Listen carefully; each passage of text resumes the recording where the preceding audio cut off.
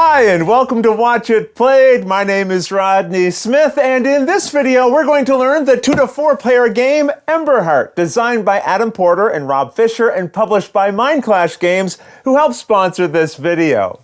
The island of Emberheart is the last place dragons are still free to exist and thrive. So it's no surprise the king called for our help when word spread that poachers had arrived at its shores to capture these majestic creatures.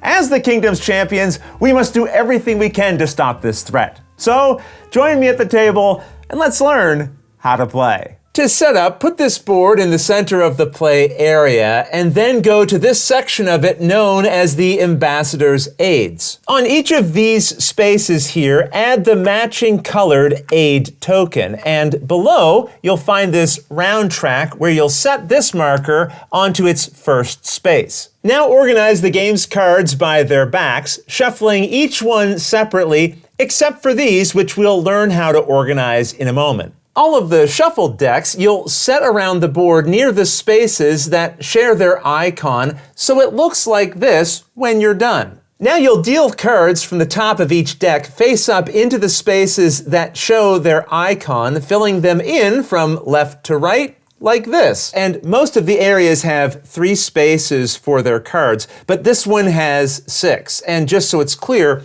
this deck has its cards dealt into these 2 spaces directly above it. The deck of cards with this back is a bit different. You organize its cards by their faces, sorting them into their 3 colors of blue, red, and green. Within each stack, you also organize them by the values in this corner, so they go in order from the lowest value on top all the way down to the highest value. Keep these decks you've created by their area of the board and then deal the top card from each deck into the spaces for them here so it looks like this. Within reach of the players, you'll now create a supply of hireling tokens which come in 4 different types: Grunts, Scouts, Rangers, and Wardens. Also create a supply of these gear tokens. Now have each person collect one of these player boards which have an A and a B side.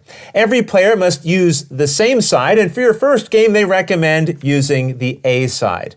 In this video, we'll assume we have 3 players returning one of the boards back to the box. Every player then collects the 5 crest tokens, Dragon Companion, and Flame Marker in the color matching their player board. They also collect these 3 types of attribute markers along with 10 grunt and 2 gear tokens from the supply. Add your attribute markers to the bottommost matching icons of what are known as your attribute tracks. Then each person picks any one of them to advance 1 space up the track. If it's your first game, they recommend everyone advance their leftmost track. Then have each person move their flame marker to this space of what is known as the flame track at the top of the board. If you have 2 players, find the cards with this back and shuffle them into a face-down deck near the board. We'll discuss how this deck is used in a 2-player game at the end of this video, but either way, you now randomly choose someone to gain this first player marker. And that's the setup.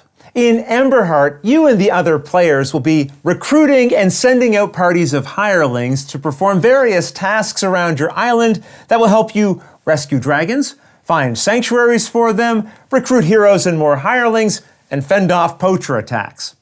While you all share the same ultimate goals, the player who proves to be the island's best champion will be declared the winner and Emberheart's Dragon Ambassador. The game is played over 5 rounds, and each round is broken into 4 phases, starting with the action phase. Here, beginning with the first player and going clockwise around and around the table, players will take turns, and on your turn you must perform one of 3 possible actions. So let's go through these options, starting with sending a party to a common location. On the board, you'll find 6 common locations. Each has an area for cards, a numbered track from 1 to 5, and a name with a light-colored background. So as an example, here we have the Heroes Guild common location, and this is the Garrison common location. These 2 areas with a black background behind their name are known as special locations, and we'll learn more about those later. To send a party to a common location as your action, you must have a crest in your personal supply, and then you create a party of hirelings to go with it, putting a number of them under it equal to the value on the location's track that you wish to claim. For example, if I want to place my crest onto this fourth space of the Heroes Guild, I would need to put 4 of my hirelings under my crest and place it here. Only one player can be in each space, but you can have more than one of your own parties at the same location. So on a later turn, if I wanted to create another party here, I could perhaps add 2 hirelings to a different crest and set it onto this 2 space. Nothing immediately happens when you add a party to a common location, but each location provides unique benefits that are gained during the next phase of the round. So here, you're simply claiming a spot in line to be able to gain those benefits later. What's important to understand for now is that the higher up the track your party is, the better choice of benefits you'll have access to at that location during the next phase. Again, we'll see the reasons you might send parties to certain locations later, but for now, I think it would be helpful to talk about gear tokens. You start the game with 2, and you'll be able to gain more, as we'll see, but at any point during your turn, you can spend gear tokens as often as you like, returning them to the general supply. And for each one you spend, you exchange a hireling you have for any other type of hireling. Grunts are the ones with a gray border, and these others are known as expert hirelings, which come in 3 different types: scouts, rangers, and wardens. So for the 2 grunts I just exchanged, maybe I would pick up a scout and a ranger. As we'll see later, any grunts you use in your parties will go back to the supply in the next phase. So you use them once, and then they're gone. However, you can also put expert hirelings that you have into your parties, and they come back to you during the next phase so you can use them again later. But there is a catch. Experts can only be in a party if their symbol is showing above that location's name. So this means yellow-bordered scouts can be sent to any of these 3 common locations. Purple-bordered wardens can only be sent here to the mountains, and blue-bordered rangers can be sent here and here. On the other hand, the gray-bordered grunts can be sent to any of the common locations. When you make a party, it can be any combination of grunts and/or valid experts. So I could create a party of 3 for this location, maybe using 1 scout and 2 of my grunts. Now, as we'll see, during the next phase, any grunts I had in the party go back to the general supply, while any experts I used will come back to me. We'll see other ways you can gain experts later, but again, if you have any of these gear tokens, you can spend them to exchange grunts for experts, or one type of expert for another type of expert, or even exchange an expert for a grunt. But again, you can only spend gear tokens on your own turn. Any leftover gears you have at the end of the game will have one other use, but we'll learn about that later.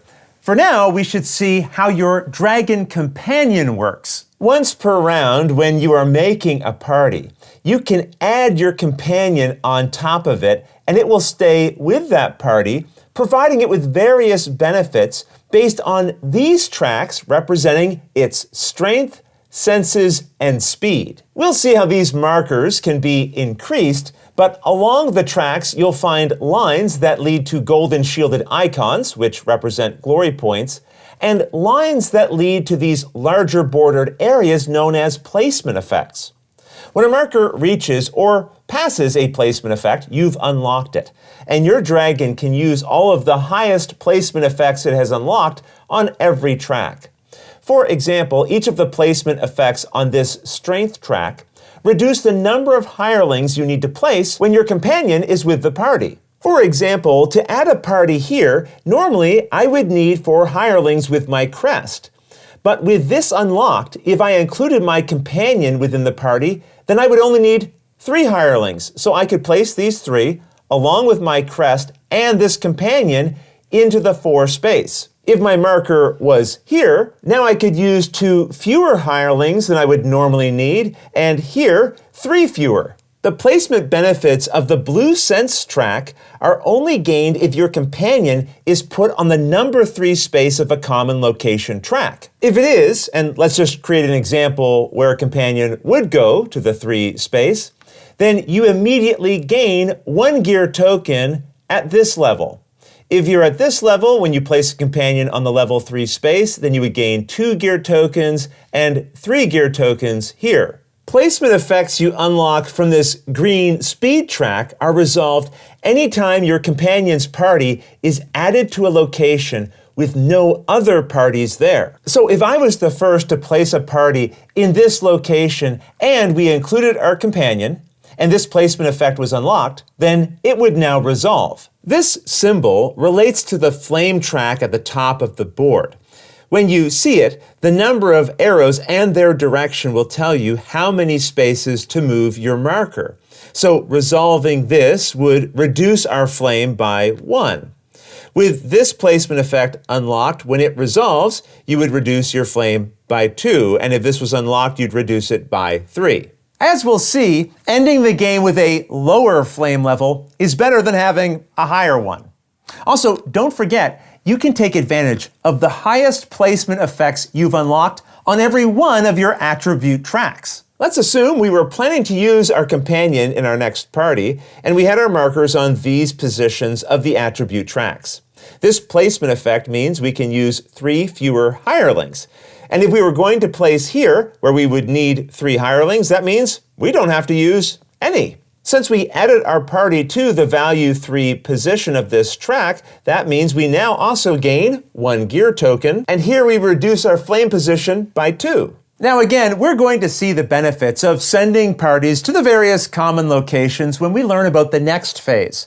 But during this phase, on your turn, instead of sending a party to a common location, you may use a special location. These are the 2 spots here and here.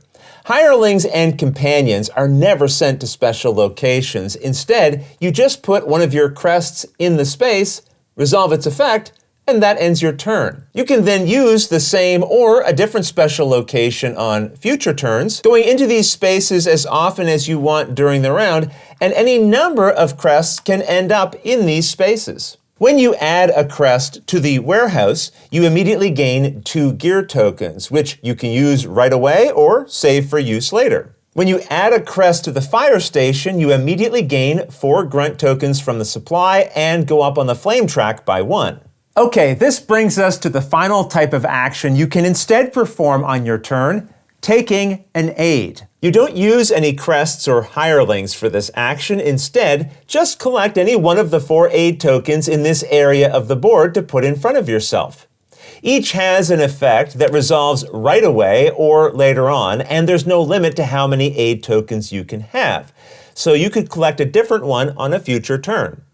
This is the leader aide, and claiming it will make you the first player during the following round, which we'll learn about later. But this symbol means that at the time you collect this token, you may also, if you want, take back any party you already have at a common location and immediately create and send out a new party with the same or a different combination of hirelings to any valid common location. You can even take back a party which had your companion on it, but if so, the new party you create to send back could not include your companion because your companion can only be sent to the board once per round. That said, if you didn't already have your companion on the board, then the new party you create could include it, as this would be the first time it's being used that round. Now, if you claim what is known as the Defender Aide, you immediately pick any one of these 2 raid cards to send to a shared discard pile. Why you might pick one over the other, we'll learn about later. If you take this Survivalist Aide, you immediately gain a gear token from the supply, and then, as we'll see later, you'll break ties when claiming rewards from the Mountain Common location. Finally, if you take this Healer, you immediately reduce your flame by 2. Remember, any aide tokens you collect, you keep in front of yourself for the rest of the round, and there's no limit to how many you can have. That said, as soon as the last aide token has been collected from the board, you've triggered the end of the phase. You'll keep playing until the last person in the player order has had their turn, or if that player was the one who collected the final aid token, you would end the phase after their turn. This last person in the player order will always be the person seated to the right of the player who has the first player token. Now, depending on how quickly the aid tokens are collected, this could mean players will have leftover crests they didn't get to place. And in the final turns of the action phase, if it comes to your turn and you have no crests left, so you can't send out any parties or go to special locations, and there are no aid tokens to collect, then you have no actions you can take and your turn is just skipped. Either way, with the action phase over, we now move to the reward phase. Here you resolve each of the common locations in order, starting at the Heroes Guild and going clockwise like this all the way around the board, resolving the Garrison last. Although each location has unique rewards, other than the mountain, they're all resolved in a very similar way. And to be able to explain how this works, I'm going to be moving tokens around the board to create the examples that I want to show you. When resolving a common location, the player occupying the highest valued space goes first, and they take any one of the available cards there. Then the player in the second highest space collects a card from the two that remain, and the player in the third highest position takes the remaining card. Empty spaces are not refilled. So when it's your turn to take a card, if there isn't one left to take, or you don't want to take any of them, you instead collect 2 gear tokens from the supply. Then the player with a party in the next highest position would go. In this way, at most, only 3 cards will be collected. And if you have more than one party at that location, you may get to collect more than 1 card depending on their positions. So here, this player already collected a card.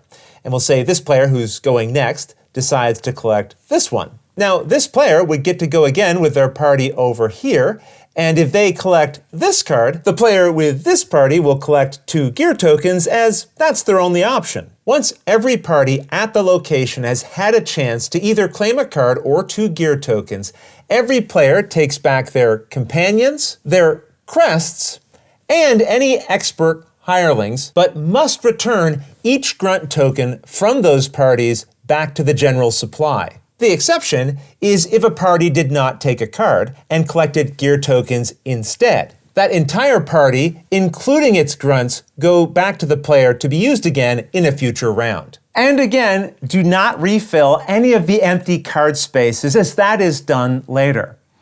Now, with those general rules understood, let's examine each common location and see what rewards they offer. In our previous example, we showed how players with parties at the Heroes Guild can collect these cards known as heroes. Whenever you claim one, put it in front of yourself. Heroes have abilities printed at their bottom, but they're not available for you to use until you've paired the hero with a dragon. We'll see how dragons are gained in a moment, so we'll come back to heroes later. For now, let's move on to the Tavern. A card you collect from here will show a flame symbol and some combination of hirelings. So after you collect one of these, you first adjust your flame according to the number and direction of arrows as we learned about earlier, and then you collect the related number and type of hirelings it shows from the supply and put them in front of yourself to use in future parties you might create. You can then put the resolved card into a Tavern discard pile. Next up, we have the Poacher's Camp. Here, weakened dragons have been captured by invaders, and this is our chance to help rescue them. When you claim a dragon from this location, immediately add it to the area in front of you. Now, I just want to point out, heroes have a colored banner in this area, and dragons have one here.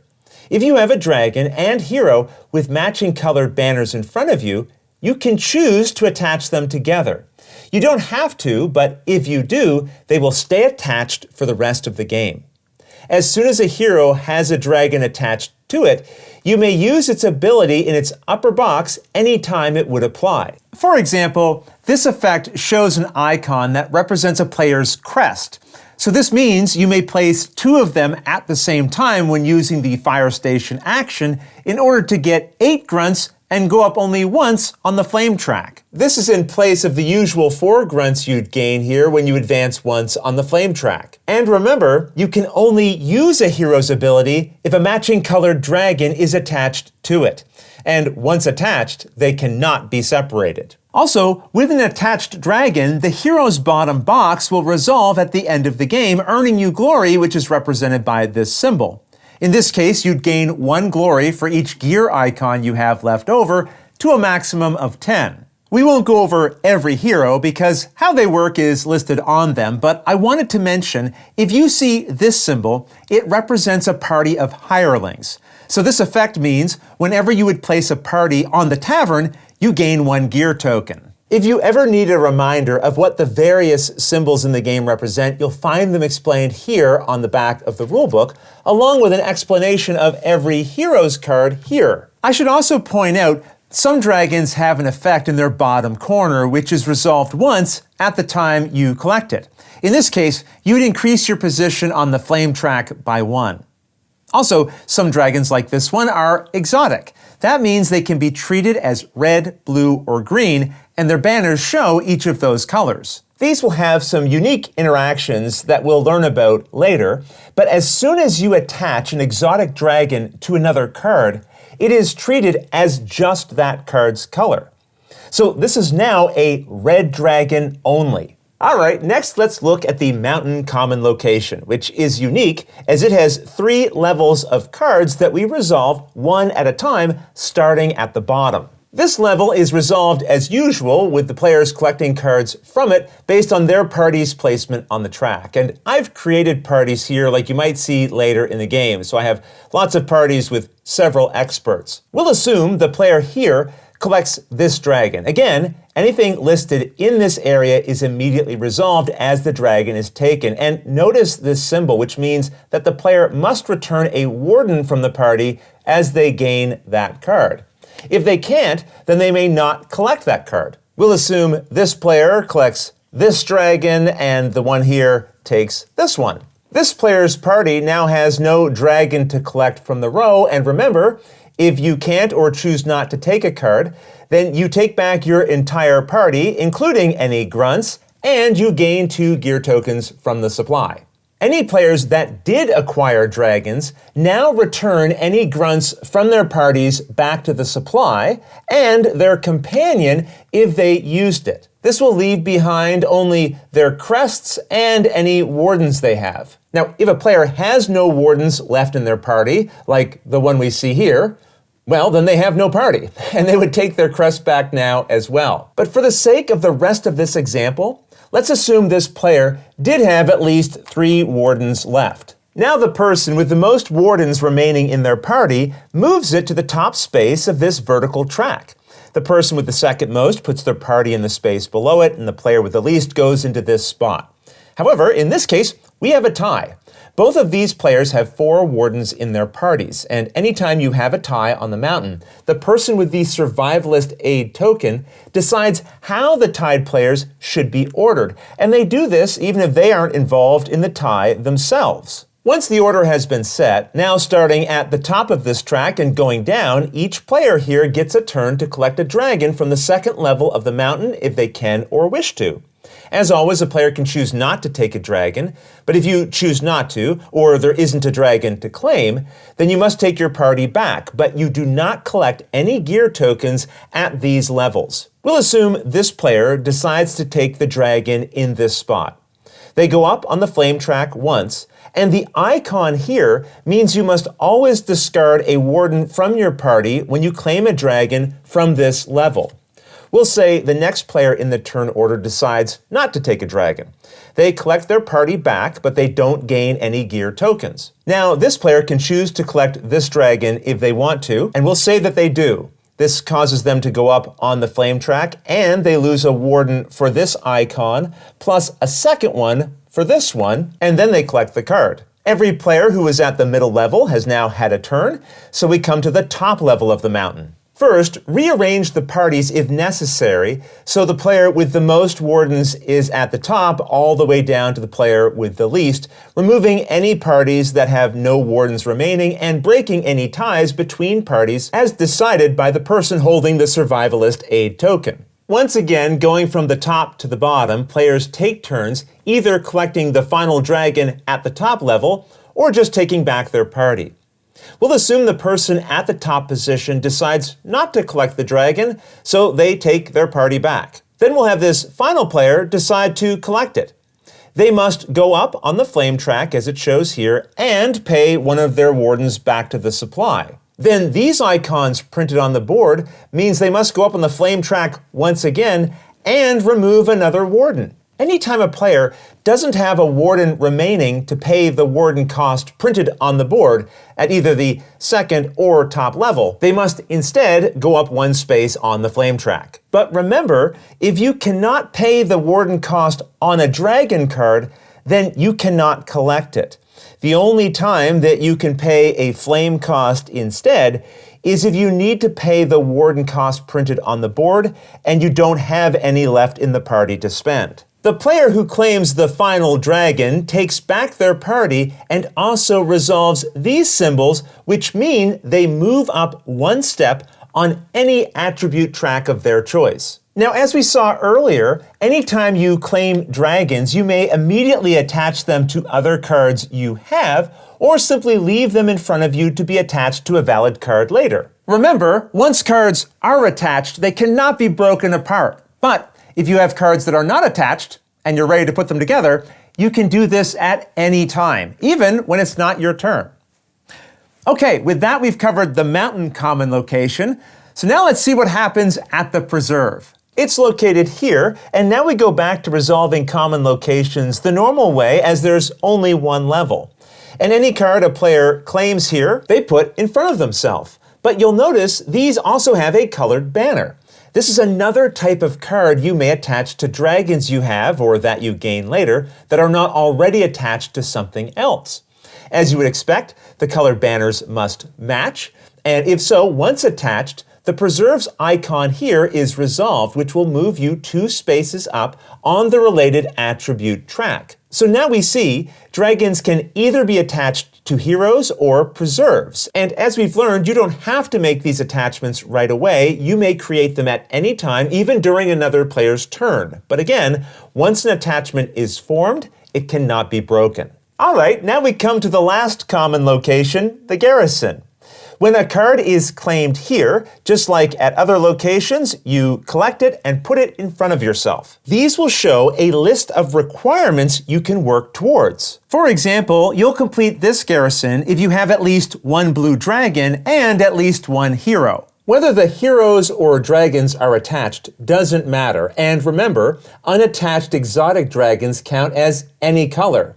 So in this case, we could count this as the required blue dragon. So here we can say we have a blue dragon and at least 1 hero. Now remember, if an exotic dragon is attached, it is just the color of the card it is attached to. So in this case, it would be considered green and could not be used to complete this requirement. Now I'll just say this again so it's clear. You do not have to meet the requirements of a garrison card to be able to collect it from the board. But as soon as you do meet the requirements of a garrison you've collected, either at the time you take it or at some point later in the game, you immediately gain its reward. These will always show one of the attribute track symbols and cause you to advance 1 step up on it. You then tuck the garrison card under your player board, leaving its top portion exposed to indicate that it has been completed. I should also point out, if a garrison's requirement is related to hirelings you may have, in this case, at least 5 grunts, you include any in your personal supply and in parties you currently have on the main board. And you don't discard those garrison requirements, you just have to have them.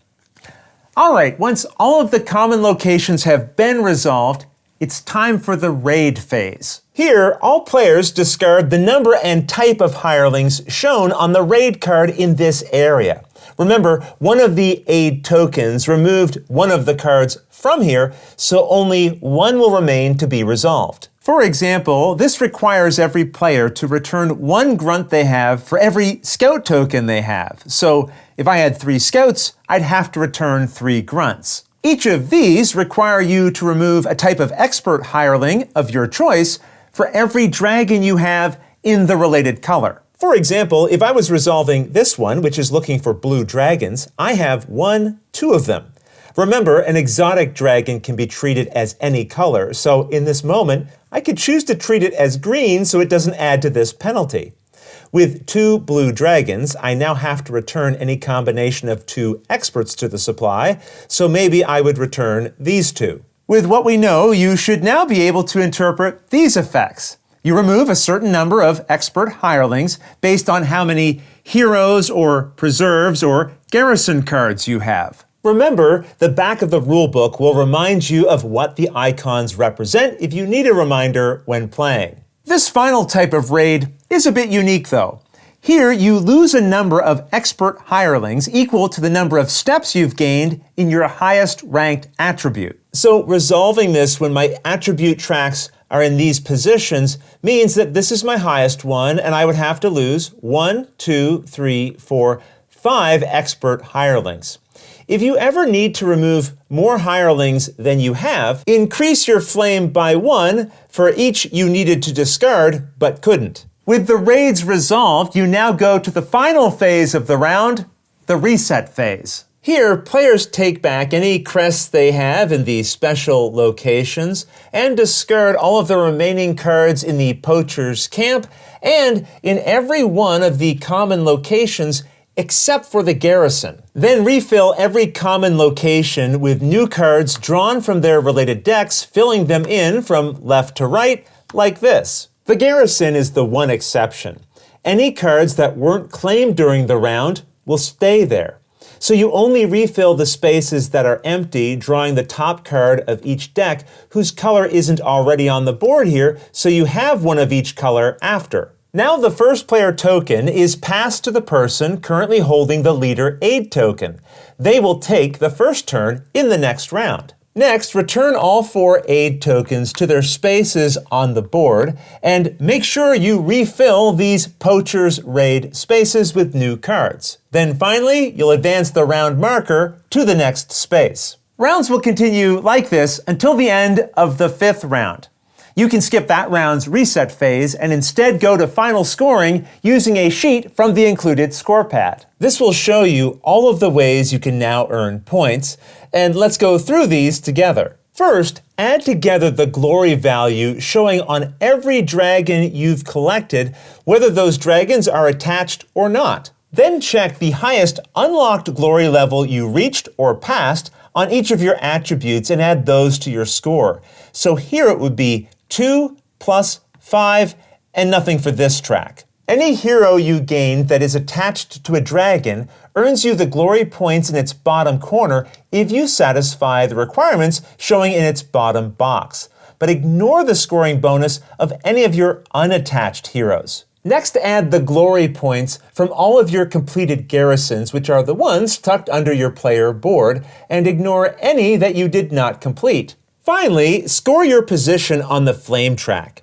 First, during this step of scoring, and only during this step, you may reduce your flame by 1 for every 3 gear tokens you discard. So if I had 7 gear tokens, I could return 6 of them and reduce my flame by 2. After every player has had a chance to do this, the person furthest right on the flame track earns no glory points from this area, and if there's a tie for most flame points, all of those tied players earn no glory here. Either way, each other person counts how many spaces they are from the player or players in the furthest right position, and then they gain the glory showing here based on that value. For example, this player is 1, 2, 3, 4, 5 spaces away, so they earn 6 glory. If you're 10 or more spaces away, then you earn 20 glory. Now you total all of the glory points, and the player who earned the most wins. In the case of a tie, the tied player with the most dragon cards wins, and if there's still a tie, the tied players share the victory. Now remember, during setup, I said that all players must either use the A or B side of their board. If they all go with the B side, each of them will have a unique skill they can use during the game. For example, this one means that each time this player advances any number of steps on an attribute track, they may spend a gear to move an additional space on that same track. You'll find the other player skills explained here in the rulebook, so refer to this when playing with the B sides of the player boards. All right, now let's quickly look at the changes in a two-player game. During setup, you'll shuffle all of these two-player cards together and set them face down nearby, revealing the top card. This will show a series of icons representing each of the common locations. You now place a crest from any of the colors not being used in your game onto each of the values shown for those locations. So here at the Heroes Guild, we would set a non-player crest onto the third space. While here at the Tavern, you'll add a crest to the number 1 space, and so on. During the action phase, these non-player crests don't count as a party, but they block their spaces from being used by the players. In the reward phase, when it would be the non-player's turn to claim a card, simply discard the leftmost card remaining at that location. At the mountain, a non-player can only discard the leftmost remaining card from the bottom level, and then they are removed from that location. In other words, they won't have any effect on the cards found at the second and top level. At the Garrison, instead of removing the leftmost remaining card, when it gets to the non-player's turn, they discard the one with the lowest glory value. And if there's a tie, then they discard the tied Garrison furthest to the left. Finally, at the end of the reset phase in a two-player game, reveal a new card from this deck and adjust the non-player crests to the updated positions. But otherwise, that's everything you need to know to play Emberheart. If you have any questions about anything you saw here, feel free to put them in the comments below, and I'll gladly answer them as soon as I get a chance. You'll also find forums for discussion, pictures, other videos, and lots more over on the games page at Board Game Geek, and I'll put a link to that in the description below. And if you found this video helpful, please consider giving it a like, subscribing, and clicking that little bell icon so you get a notification anytime we post a new video. And if you'd like to support us directly, you can join our Patreon team, which I'll have linked below. But until next time, thanks for watching.